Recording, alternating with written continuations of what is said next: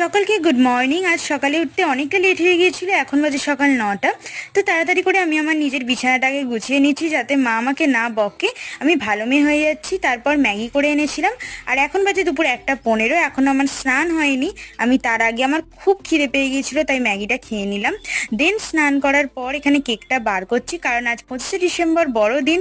সকলকে merry Christmas. তো এই কেকটা আমার একটা ফ্রেন্ড বানিয়ে দিয়েছে, খুব সুন্দর হয়েছিল কেকটা। প্রথমেই কেটে আমি এখানে বাপ্পাকে সেবা দেওয়ার জন্য নিয়ে নিচ্ছি। এখানে কিছু ফুল, জল আর ধূপ দিয়ে সেবা দিয়ে নিলাম। তারপরে কিউই ফলটা কাটতে বসেছি।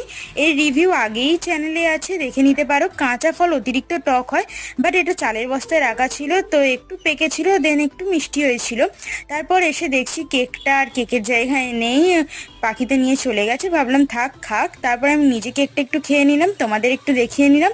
তারপর বোন ডিম ভেজে এনেছিল। Thank you for watching, subscribe for